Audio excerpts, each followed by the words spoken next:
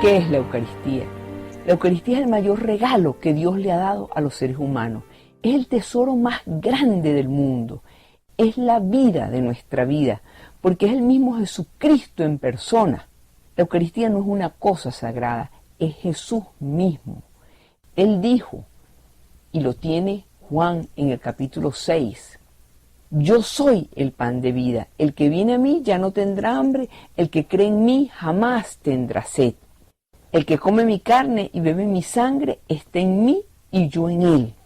Para algunos que lo dudan, San Pablo les dice, el pan que partimos no es acaso la comunión con el cuerpo de Cristo. El cáliz de bendición que bendecimos no es acaso la comunión con la sangre de Cristo. Es así como que si dijera, bueno, alguien lo duda.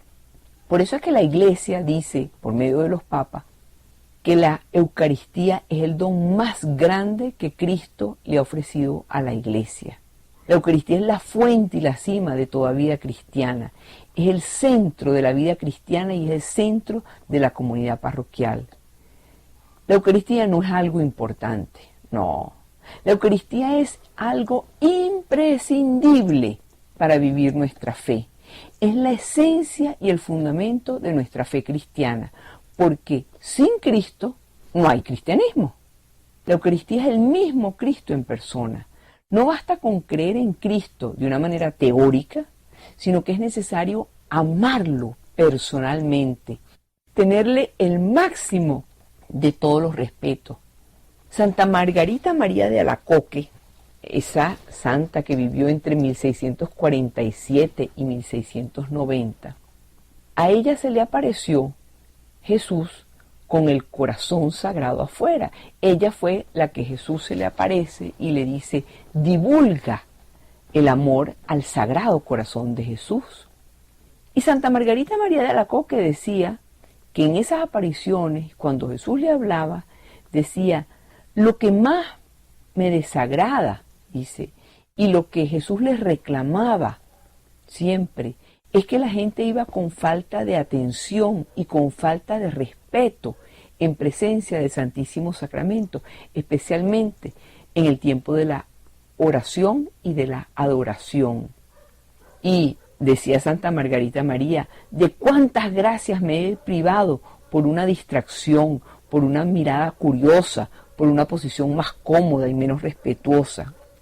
Santa Faustina Kowalska, a quien Jesús se le apareció como la Divina Misericordia, decía, hoy, después de la comunión, Jesús me ha dicho, has de saber, hija mía, que cuando llego a un corazón humano que me recibe en la Santa Comunión, tengo las manos llenas de toda clase de gracias y deseo dárselas. Pero las almas ni siquiera me prestan atención, me dejan solo, piensan en otras cosas. Qué triste para mí que me traten como si yo fuera una cosa muerta. Eso lo escribe Santa Faustina, Sor Faustina, en su diario, en el número 1385. Y en el número 156 dice Sor Faustina que Jesús le decía, hija mía, no dejes la Santa Comunión, a menos que estés segura de haber caído gravemente en un pecado, de que me hubieras ofendido gravemente. Fuera de esto, que no te detenga ninguna duda para unirte a mí en la comunión. Tus pequeños defectos desaparecerán en mi amor como una pajita arrojada a un gran fuego. Debes saber que me entristeces mucho cuando no me recibes en la comunión. Fíjense ese amor, ese deseo que tiene Jesús de venir a cada uno de nosotros. El santo cura de Ars, San Juan María Vianney, decía, para acercarte a la comunión te debes levantar con una gran modestia, te debes arrodillar en presencia de Jesús sacramentado y pondrás todo tu esfuerzo en avivar tu fe. Tu mente y tu corazón deben estar centrados en Jesús. Cuida de no volver la cabeza a un lado o al otro. Si tienes que esperar algunos instantes, anima en tu corazón un amor ferviente hacia Jesús. Dile a Jesucristo que lo amas. Suplícale que se digne venir a ti, a tu pobre corazón. Y después de haber tenido la inmensa dicha de comulgar, levántate con modestia, vuelve a tu sitio y te pondrás de rodillas. Conversa unos momentos con Jesús, a quien tienes la dicha de tener dentro de tu corazón, donde durante un cuarto de hora, durante un tiempo en que esté Jesús en tu corazón, háblale con todo tu amor, con todo el amor de lo cual tú seas capaz. Así otros santos han hablado de Jesús en su sacramento. San Juan Bosco le decía a sus jóvenes: ¿ustedes quieren abundancias de gracia? Vayan a visitar a Jesús sacramentado con frecuencia. ¿Quieres que Jesús te dé pocas cosas? Sé mezquino, no lo visites. ¿No quieres que Jesús te dé nada? Pasa de largo y nunca lo visites. Eso le decía San Juan Bosco a sus muchachos. Por eso, amigos, la invitación es a no abandonar a Jesús nunca, a buscar a Jesús en el sagrario, a pasar por delante de una iglesia y entrar un momentico a visitar a Jesús.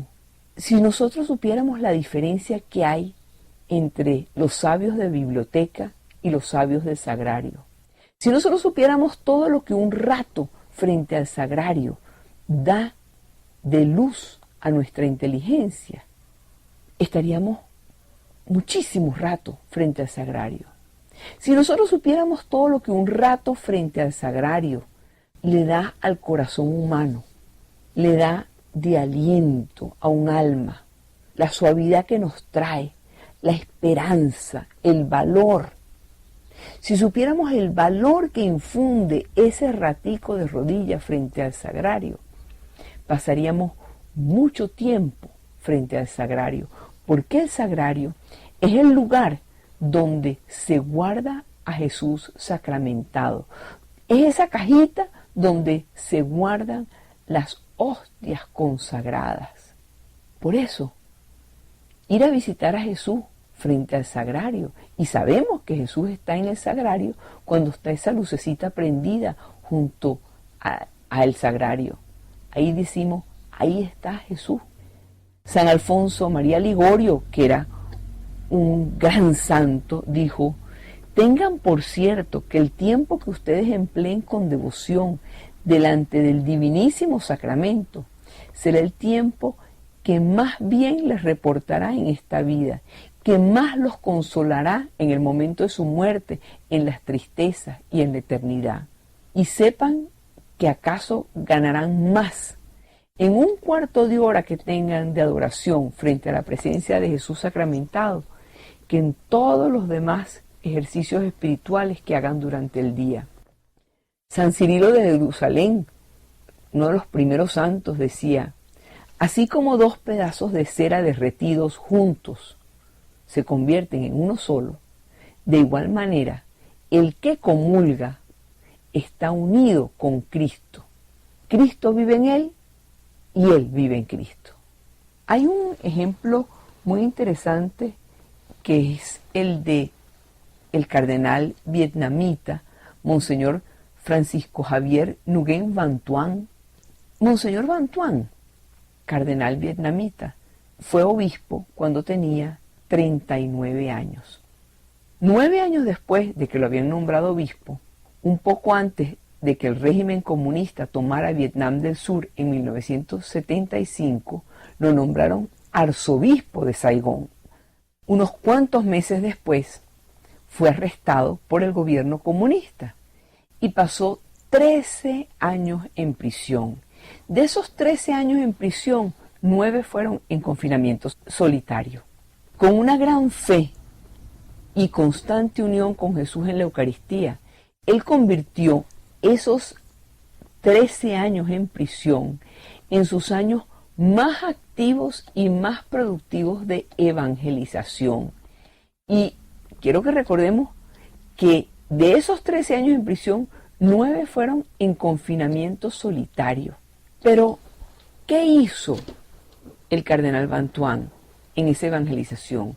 Miren, él llevó un mensaje de esperanza a sus compañeros de prisión y hasta convirtió a los guardianes de prisión. Es más, como se iban convirtiendo, los jefes de las prisiones los iban cambiando cada cierto tiempo, de manera que no se quedaran mucho tiempo con él, porque si se quedaban mucho tiempo con él sabían que lo convertían.